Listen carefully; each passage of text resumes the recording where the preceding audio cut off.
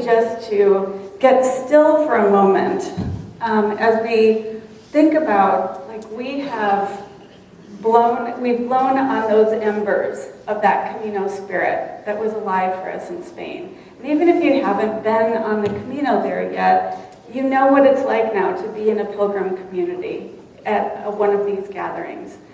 There's a lot of people in the world who are looking for a community like this, who are looking to feel the type of connection and deep meaning and connection that we have here.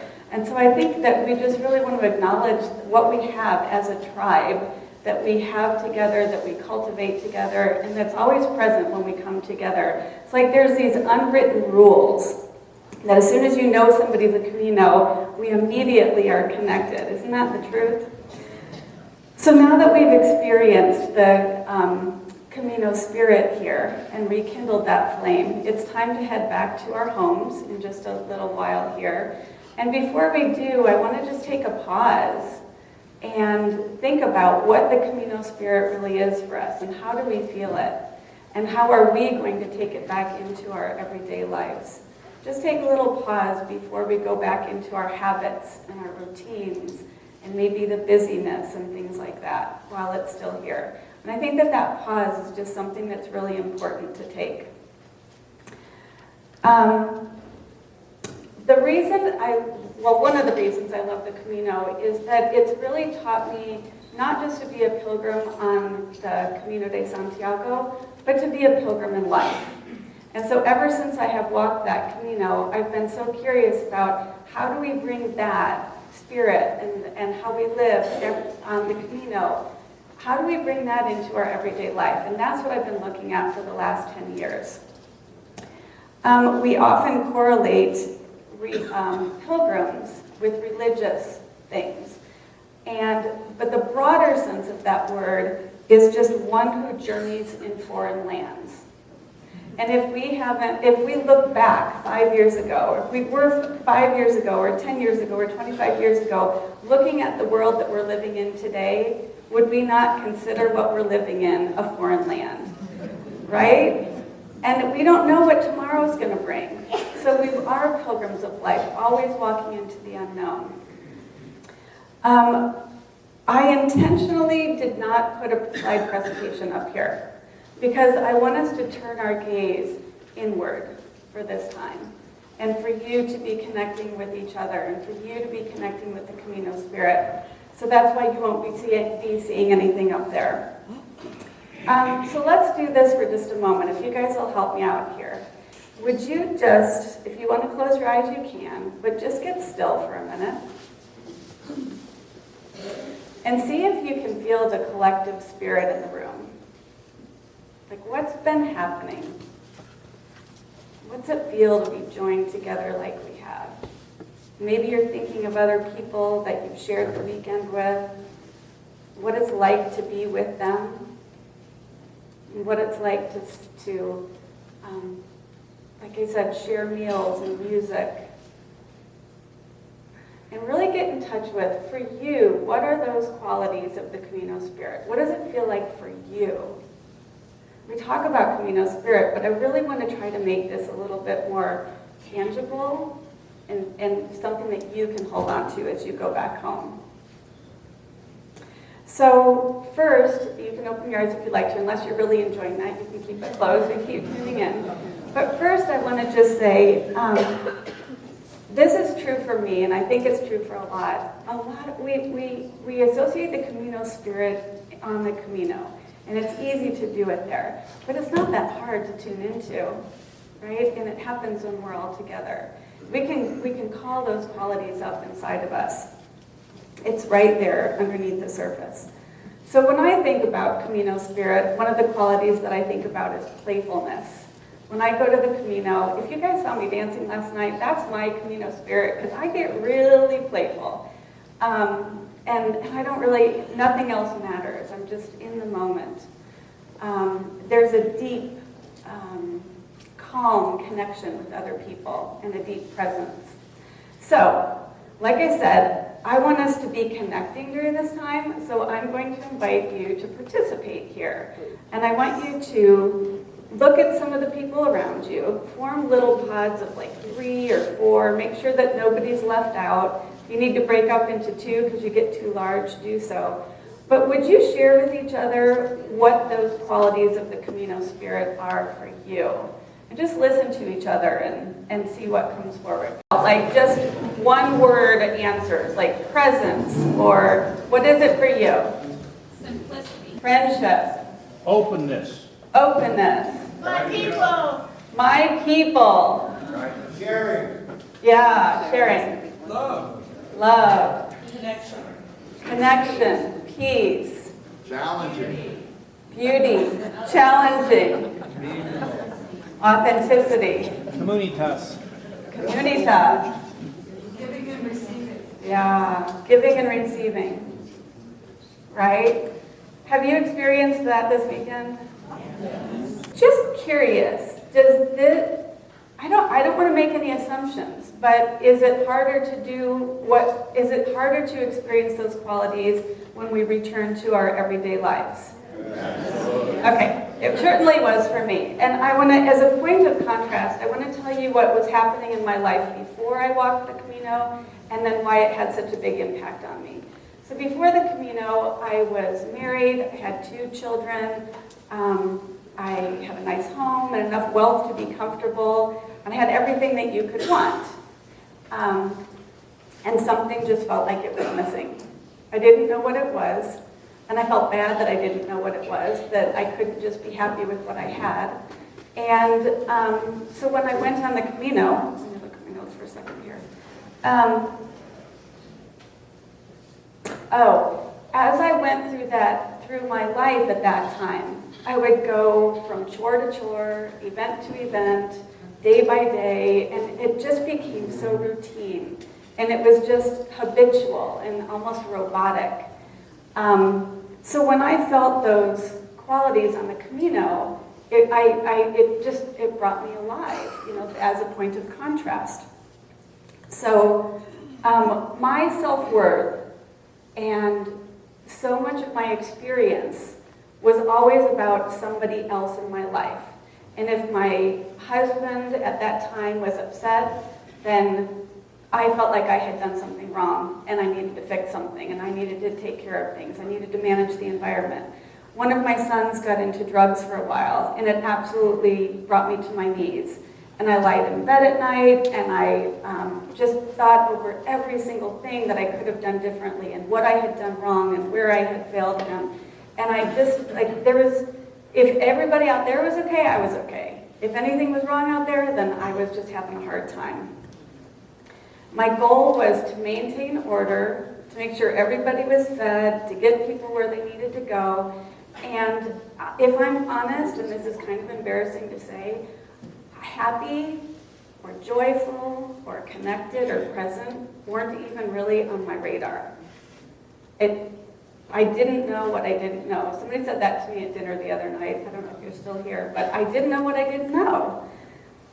I'm seeing a couple nods. Does this resonate with any of you? Yeah. So I wanted to walk the Camino at that time, but I pushed it aside. I don't know, what has it been now? About 18 years ago, I wanted to walk the Camino, but pushed it aside because I'm like, I don't know how something like that fits into my life. So in 2012, both of my sons, they're about the same age in school. They were both going to be graduating from high school at the same time. And I knew that other friends had had people have their kids graduate from high school and go off to college. And I'd seen what a change it had been for them and how hard it was. So I'd really been preparing myself as much as I could for that. But what I didn't know would happen that same summer is that my husband at the time was in a relationship with another woman, and our relationship ended as well. So all within 1 month, all 3 of the people that I'd been sharing my heart and my home and my life with, they all left. Wow. It was a lot. And so I was left with these huge questions, like, who am I? Like literally, to the core, because everything had been about them. So who am I? What am I going to do? What's my life going to look like? And that's when I chose to do the Camino, which of course, we know the outcome of that. But there was this huge void when I went. The cool thing was, though, with all of that, it gave me the freedom to step forward and to pursue that dream. The freedom that I didn't know I probably had sooner, but it felt like I now had permission to go. So 2 days after my sons left for college, I was on a plane to Madrid with a broken heart, a giant backpack. I kid you not, it was like this big. People would take pictures of me from behind and laugh at me because you couldn't see my head. Anyway, I backpack in the Colorado mountains, and before that previously, and so our bags weigh like 35 pounds. That's about how big my bag was when I went on the Camino. And I had those giant questions on my mind. So the Camino gave me some brief glimpses into those answers, but what it really did for me is it filled that mysterious longing. Like that thing that I was longing for that I didn't know what it was, and it filled it up with all those Camino qualities that you guys are talking about. And it filled it up with like me actually being in my life. Like I experienced the real me. You know, it's like the thing that was missing in my life was me. Like me showing up and actually feeling it and participating in it, not just checking it off the list. So there's these two Kathys, Kathy before Camino and Kathy on the Camino. And I didn't want to lose that. So before the Camino, I was living primarily from something that I call a conditioned self. And it's the conditions that kind of get installed unconsciously, that I saw my parents doing, or that we get taught in school, or the shaming. I was the only word my dad uses to describe me when I was a child is very active. That's it. So I learned to be a lot smaller and quiet, and he would have outbursts, so I learned to, again, manage the environment, to not upset other people. And all of those things kind of became operating principles. And what I learned, though, is that that I can run the best operating system that's out there. I can have all of those rules in place to make sure that things go right. But the best that a computer program can ever do is run smoothly. It can never feel joy. It can never feel authenticity. And that's the thing that had been missing in my life. Okay. So I came home. I'm like, how do I not lose this? And I want to talk about some of the thinking that I did about all of this. I looked at what are the conditions that the Camino creates, and then later I looked at what are the conditions that were going on inside of me when I was walking the Camino.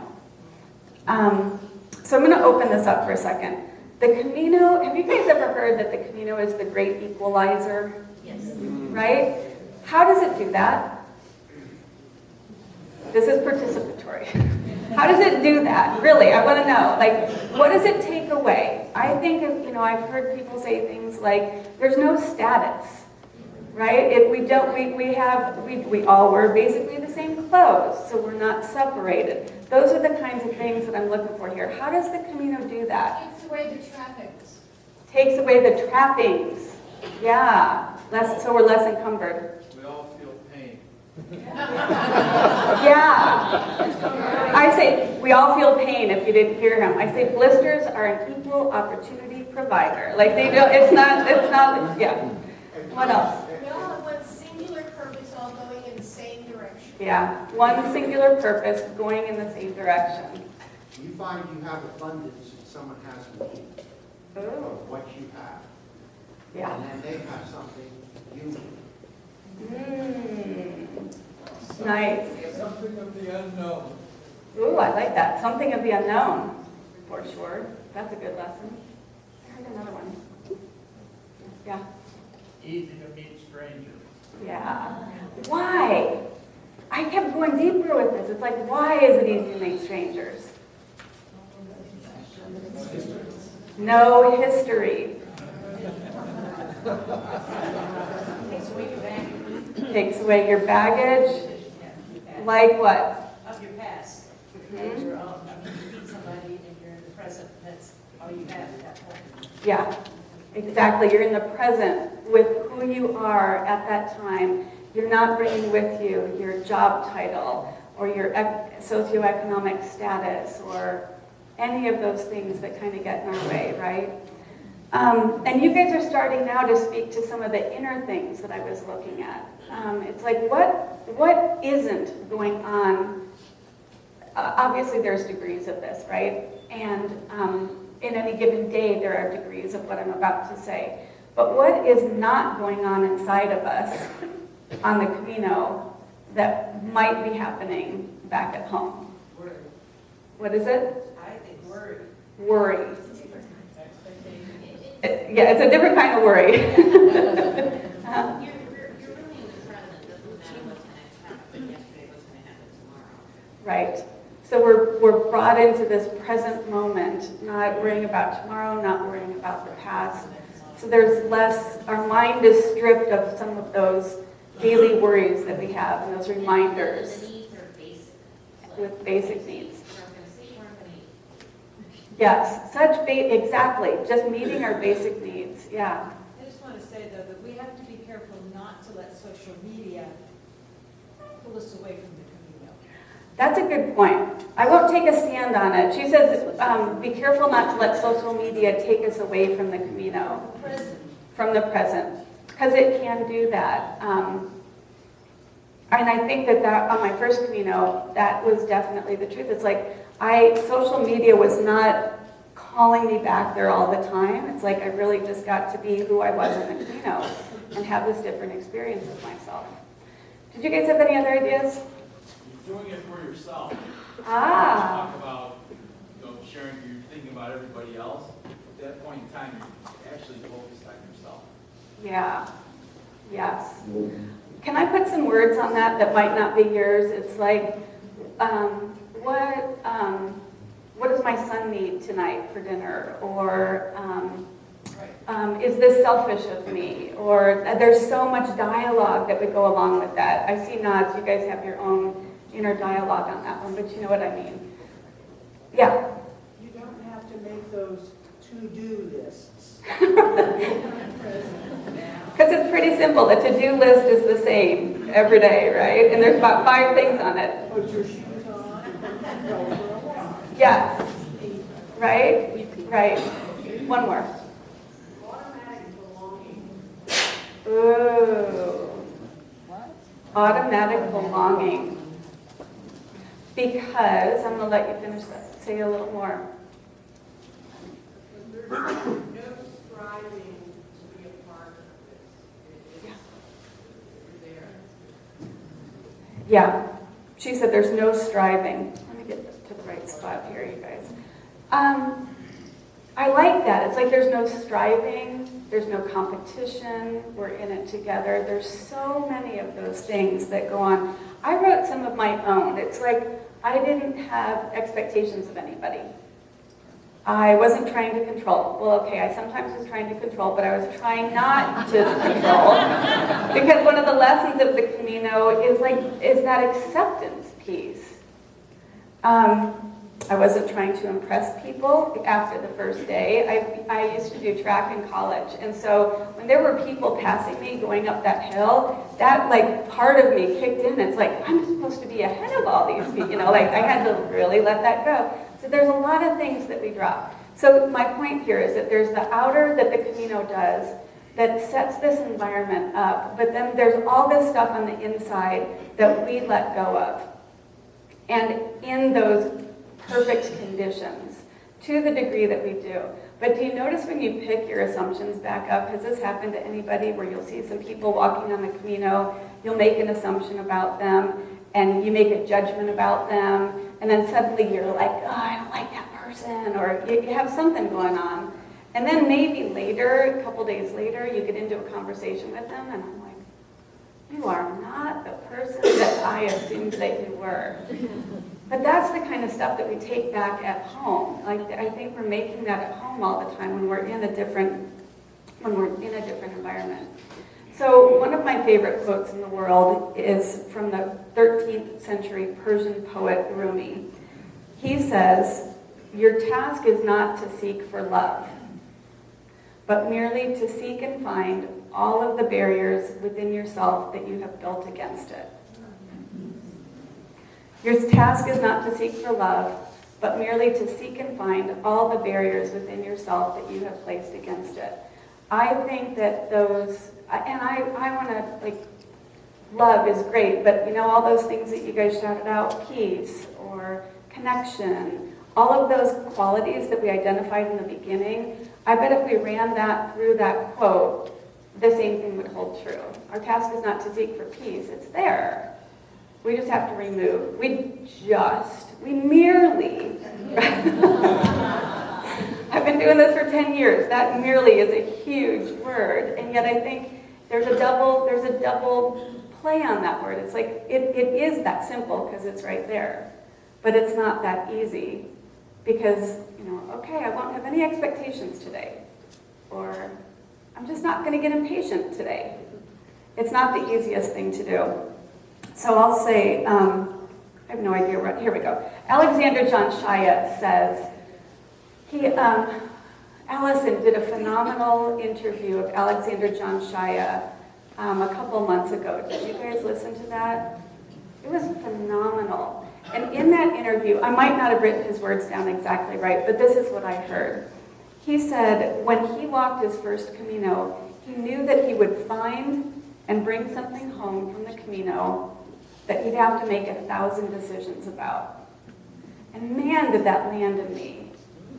He'd find something on the Camino and bring it home and have to make 1,000 decisions about it. To me, I don't know what he meant, but to me, what that means is, okay, I found me. But it didn't mean I just walked back home. I walked back into my home and suddenly that all stays, you know, nothing disturbs that, nothing challenges that. It's like I have to make 1,000 decisions about keeping that alive. So whatever your Camino quality is, if you choose to, just know it's not meant to be easy. The Camino is the metaphor, and it kind of awakens something in us. It awakens parts of ourselves that might have been dormant. But then it's our responsibility to bring that back home again. And I know it can be really frustrating to go home and not have this kind of love and this kind of acceptance. But I think that one of the things that helped me is to realize that the people that I was having the expectations of, that I wanted to create that environment, they haven't been on the Camino. So how in the world would they know how to create that for me? So I decided in my own life to try to become a steward of that Camino Spirit and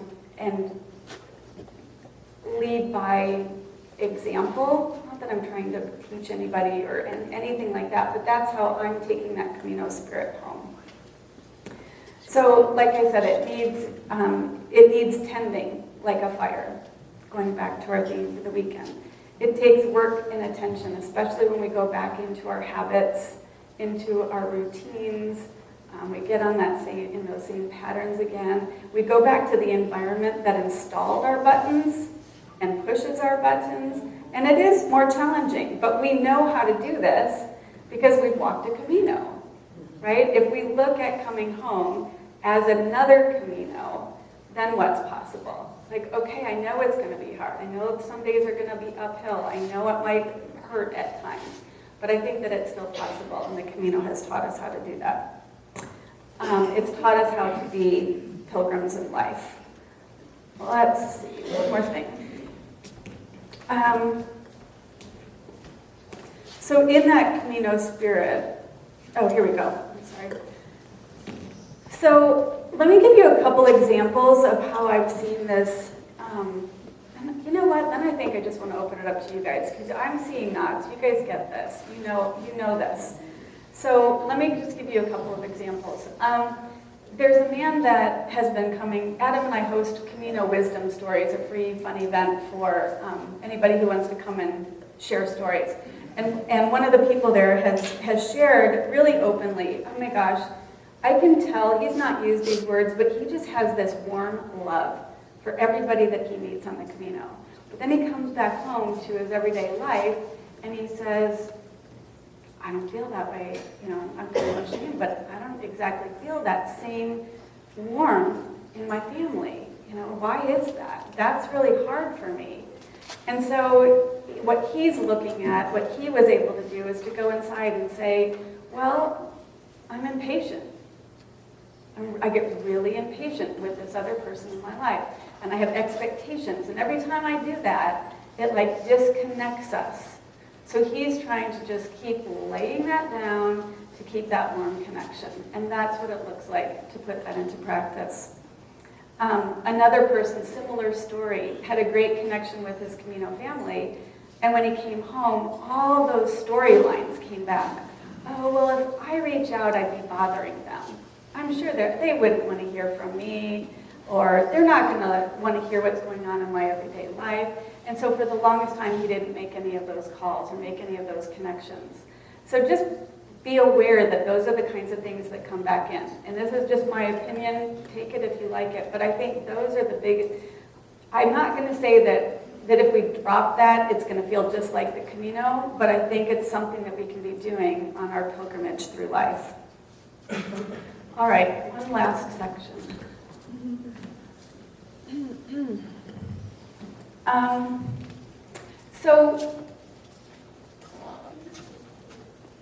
Actually, I am going to pause. We're going to go off script here. Turn back to your group and see if there's any kind of, if you guys have any insights about what that might be for you. I know that this might be a vulnerable moment, so if it is, you can choose to do something different in your group, but I do invite you to think about it. Is there anything that you might be doing that gets in the way of you maintaining your Camino Spirit? I'm just going to give you 2 minutes for that. Go ahead. So the idea here in that little session wasn't like, yeah, it's so hard and I can't do it and these are the challenges. Just knowing that the challenges that you're going to face, that's kind of what I wanted you to see. But don't get stuck there. It's like, how can I then move beyond it? Is there something that I can do? Remember we said the Camino did its part, but so did we. We let go of things too. So see if there's something that you can do there. All right, last part here. I think that the Camino Spirit can express through us in a couple of ways. Well, a gazillion ways. But I'm looking at 2. There's like the being side. And this goes to Willie. Was that the last presenter? Willie's point, where he said that Marianne Williamson quote. You know, like our shining our light, that's what, it gives other people permission to do the same.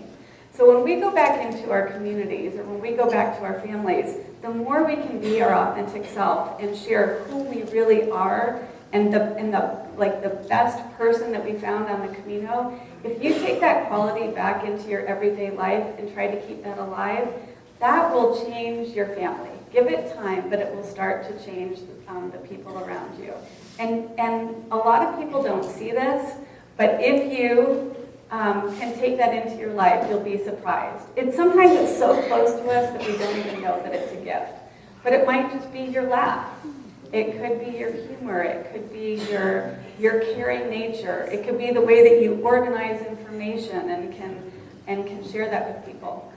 So that's one side I wanted to talk about. And the other one is, I like the expression, what's wanting expression through you? What's wanting to express through you?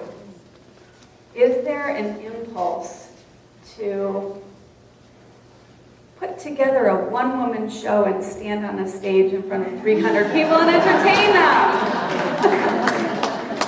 Is there an impulse to take your creative art? That in the beginning, Martin gave me permission to talk about him. That in the beginning, when Martin first showed a picture to a group, he called it weird. And he kept referring to it as weird. And he would not call it art. That took a long time. And I said, well, maybe it's just unique. And you know, over time, that never started as any kind of an impulse to impress people or make money or gain popularity. That was the last thing there. It was just this impulse that wanted to take these images and play with them. And then look where it's led. So I just invite you to think about, like, what might that impulse be for you if there is one? And again, it might just, I don't want to say just, that's like the word merely. It might be going back to your homes and just being more of who you are. And that's enough. And there might be something that's wanting expression. I think that's why so many people have written books and all the different presenters that we've seen this weekend. And I need to say at this point, like, I know I'm speaking to the choir when it comes to serving. Like, I'm speaking to the biggest, this is the choir. Like, if you think about all the chapter leaders in this room, and all the hospitaleros in this room, and all the committees, and all the serving that happens, and I know I'm missing so many things in this, but like, seriously sit here for a second and think, how many grants committee, I just saw somebody, like, think about all of the things that happen, all of the hours that are generated in service from the people sitting in this room.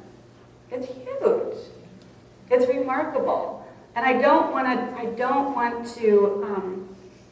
tell you, I don't want you to receive any kind of a message like, that's not enough, you need to do more. So just take anything here that resonates with you.